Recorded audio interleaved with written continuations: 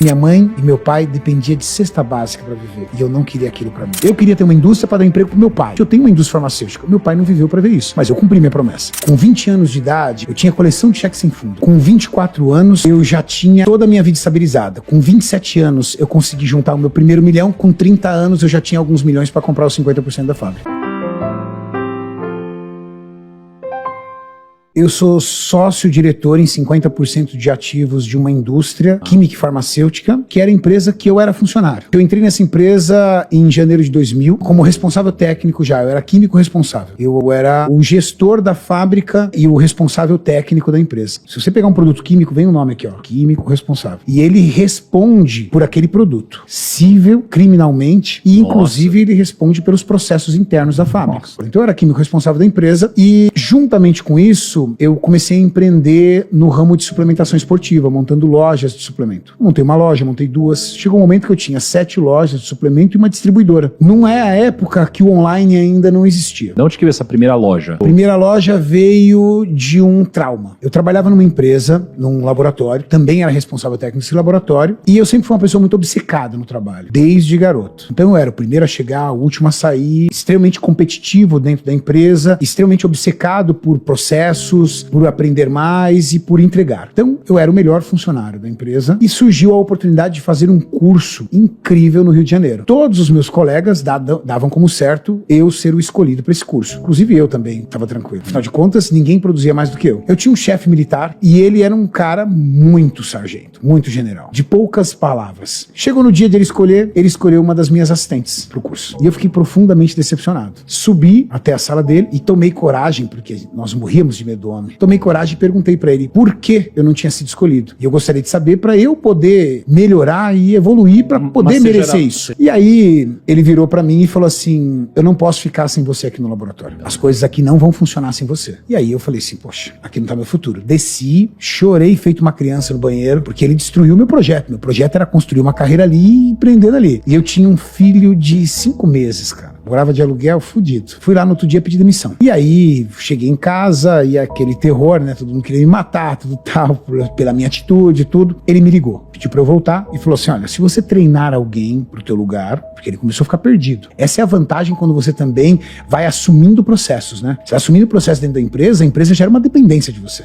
A empresa tinha uma dependência do meu trabalho muito grande. Ele falou: olha, se você treinar alguém pro seu lugar, eu demito você e você tem aí todas as suas rescisões e todos os seus direitos trabalhistas em mãos. Ok, treinei alguém pro meu lugar, demorou aproximadamente 30 dias, recebi R$4.500. Esses R$4.500 viraram uma primeira loja. Abri a loja com R$4.500 e entrei nessa empresa, que eu sou sócio. Então, o dinheiro da loja, eu fui abrindo outras lojas. Mas a ideia de montar a loja foi porque você tomava suplemento? A ideia de montar a loja era porque eu conhecia desse mercado. Eu entendia disso. Já treinava desde os meus 16 anos de idade. Consumia suplementação. E entendia o que as pessoas queriam na suplementação esportiva. Eu entendia daquilo. E consegui identificar um local que eu via potencial para poder ter um comércio desse ramo. Pelo volume de academias que tinha e pela falta de uma loja nesse segmento. E aí montei a primeira loja, trabalhando na empresa, deixava o dinheiro lá, montei a segunda loja, montei a terceira loja, e cada loja que eu montava eu fazia um mapeamento de todos os locais, da forma, da capacidade de retorno que aquele local tinha para o comércio. Chegou um momento que eu tinha 7 lojas e tinha uma distribuidora. O que é uma distribuidora? Eu comprava grande quantidade de produto das fábricas e vendia para lojas pequenas que não tinham ticket para comprar direto da fábrica, porque a fábrica exige um faturamento mínimo. Então eu colocava uma margem muito baixa, só que melhorava muito meu poder de compra dentro da fábrica. E melhorando meu poder de compra dentro da fábrica, eu tinha lucratividade nas lojas. Então meus preços eram mais baixos, com margem de lucratividade equivalente ao meu concorrente, mas meu concorrente não conseguia pegar. Por quê? Porque a minha cadeia de distribuição sustentava esse ecossistema. E aí eu fui girando e fui guardando dinheiro. Em 2008, o meu então diretor negociou 50% da fábrica dele com um grupo alemão. Só que, salvo por uma cláusula contratual do contrato social, a minha sócia, ela teve a oportunidade de entrar nessa briga e impedir essa venda. Porque dentro do contrato social noteava que ela tinha que concordar com a empresa que estaria assumindo os outros 50%. E ela conseguiu virar o jogo pro meu lado. Só que o meu diretor na época, ele não entendia, e não sabia, e não aceitava que eu teria dinheiro para isso. Afinal de contas, eu era funcionário dele. Ele não tinha noção das outras atividades que eu tinha. tinha. E eu sentei para negociar com ele e eu tinha boa parte do capital. Foi alguns milhões. Mas o mais interessante é que a minha vida aconteceu tudo muito rápido. Com 20 anos de idade, 21 anos de idade, eu tinha coleção de cheques sem fundo, cara, para poder dar conta da faculdade. Eu lembro de uma época eu sentar e contar, do Banco Real, na época. Eu tinha 68 cheques sem fundo. Cheque sem fundo que eu tinha passado mesmo, caloteiro mesmo. Tinha que pagar a faculdade e saía pedalando. Com 20 anos eu tinha 68 cheques sem fundos. Com 24 anos eu já tinha toda a minha vida estabilizada. Com 27 anos eu consegui juntar o meu primeiro milhão. Com 30 anos eu já tinha alguns milhões para comprar os 50% da fábrica. Por que você fez seu primeiro milhão com 27? Por causa das lojas. Não foi o salário. Chegou um momento que as minhas lojas eram tão fortes e a minha distribuidora tão forte que eu sentava com os meus amigos e eles falavam assim, cara, não entra na minha cabeça porque você continua funcionário dessa empresa. Não entra, não tinha sentido. Então, na verdade, dentro da empresa, eu era um funcionário. E, teoricamente, não me alçava a ideia de me tornar sócio. Isso foi muito rápido. Mas você acha que o dinheiro compra felicidade, Cariani? Eu acho que o dinheiro compra 3 coisas que são bem importantes e que estão atreladas à felicidade. Primeiro, segurança. Segurança te traz paz e paz é um grande amigo da felicidade, na verdade. É tirar a tua felicidade, tirar a tua paz. O dinheiro realiza sonhos. Quem é um grande amigo também da felicidade? Realiza sonhos. Dinheiro compra a oportunidade de você ajudar as pessoas que você gosta. Quem tem um coração bom e ajuda pessoas que ela ama, pô, isso também traz felicidade. Sim. Então eu acho que o dinheiro, ele traz coisas que são muito parentes próximos da felicidade. Agora, a felicidade é um estado de espírito, né? Então, eu acho que a palavra felicidade pra cada um é tão relativo. Por exemplo, eu sou feliz por ter uma vida regrada. É meu. Se você começar a me levar pra um monte de lugar e eu começar a perder as minhas regras da vida, eu começo a ficar chateado. Porque eu fui criado assim. Então, eu gosto de acordar no mesmo local, fazer minha atividade física em jejum, ir pra minha empresa. Assim, qual é a minha vida? Eu acordo 6:30 da manhã, faço meu cardio em casa. Termino de fazer meu cardio, eu tomo meu café da manhã, tomo banho, vou pra fábrica. Chego na fábrica 8:30 da manhã, mais ou menos, saio da fábrica 3:30. Vou pro meu centro de gravações. Faço meu treino, faço as gravações, faço o podcast, chego em casa às 9 horas. Chego em casa de 9 horas, brinco com meus filhos. Quando for 11:30, mais ou menos, meia-noite, tô indo dormir. Então, isso me faz feliz. Quando eu saio disso pra um compromisso fora, por exemplo, eu fui dar uma palestra em Rondônia. Nós ficamos 3 dias sem dormir. Cara, fizeram uma logística tão louca lá que, por exemplo, eu dormi quinta-feira à noite e acordei 6:30 da manhã na sexta, certo? O voo era às 10 horas, atrasou pra 00:30. Aí tinha conexão em Manaus, cheguei 4 horas da manhã em Rondônia. Cheguei 5:30 no hotel. Eu subi, tomei banho, me troquei e desci pra tomar café. Aí eu falei assim pro Múcio,